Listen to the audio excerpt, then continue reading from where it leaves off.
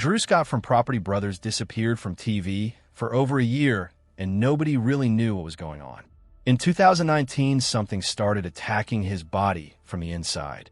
Doctors ran test after test, looking for lupus and checking for neurological diseases, but nothing made sense. His mind went foggy. His body couldn't handle heat anymore.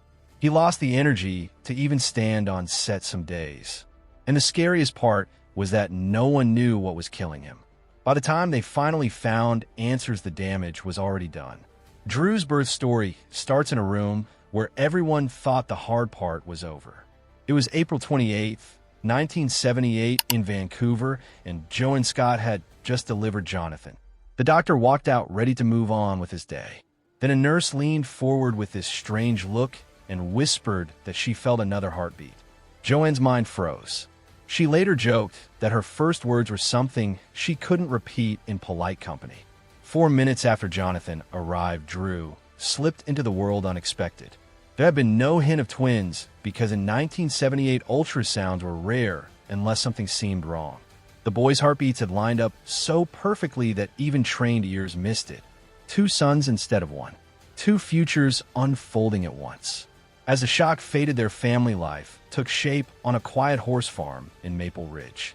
Jim and Joan had come from Scotland and built their home with their own hands. The land was rough and the chores endless, but the boys learned to love that rhythm. There were mornings when cold nipped through their jackets while they hauled feed across the yard.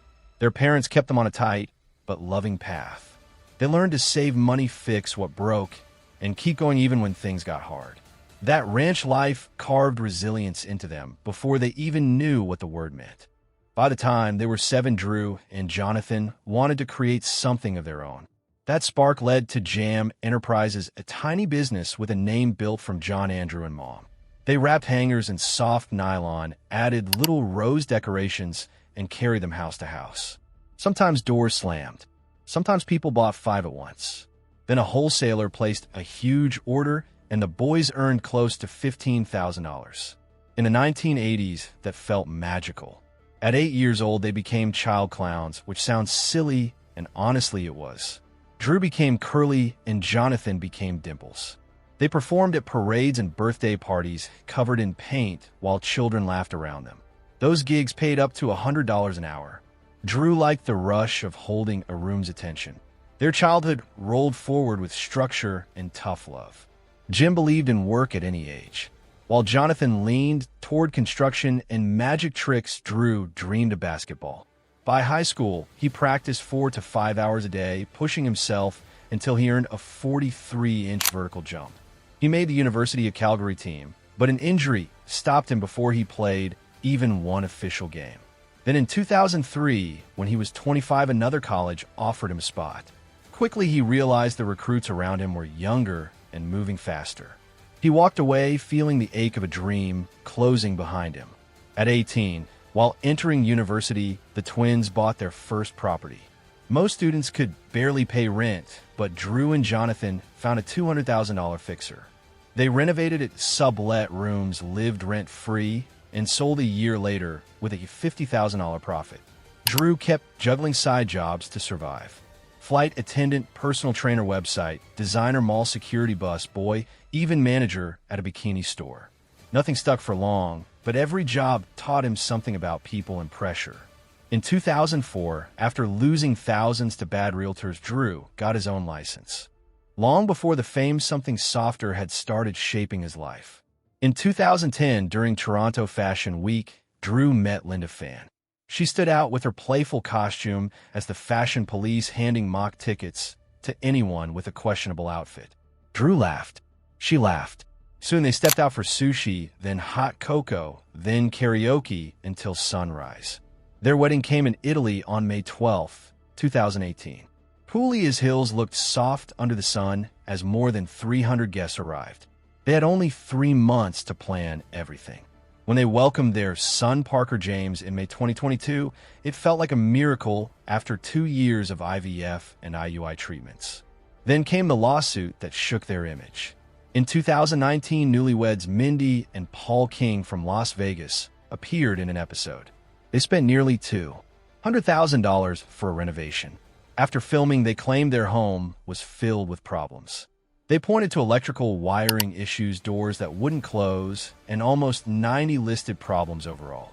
The Nevada State Contractors Board confirmed 10 deficiencies, estimating repairs at nearly $95,000. Even though Drew and Jonathan weren't named in the suit, the public still tied their names to the problems. Drew's health started slipping around 2019 in a way that felt strange even to him.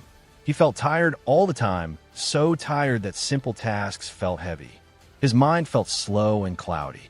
He went from doctor to doctor, hoping someone would connect the dots. Finally, after months of confusion, he learned the truth. Mercury poisoning mixed with chronic fatigue syndrome. He took more than a year away from sets and work trips.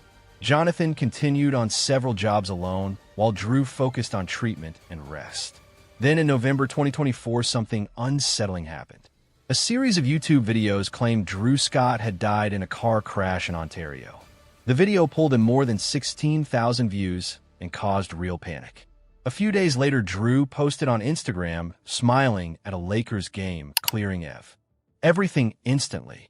After the original Property Brothers format ended in 2019, he turned towards smaller projects. Property Brothers Forever Home arrived that same year with a slower pace. As co-founder of Scott Brothers Entertainment, he oversaw almost 75 new episodes across 6 projects in 2021. Their home goods brand, Scott Living, had brought in more than $100 million by the end of 2016. They supported Habitat for Humanity for years, and in 2017 were named Habitat Humanitarians. By late 2025, Drew began choosing an even quieter path. After a 2-year fertility journey, he and Linda welcomed their second child on June 5, 2024. Fatherhood changed him. It slowed his pace. He said he wanted to be fully present for the family he waited so long to have.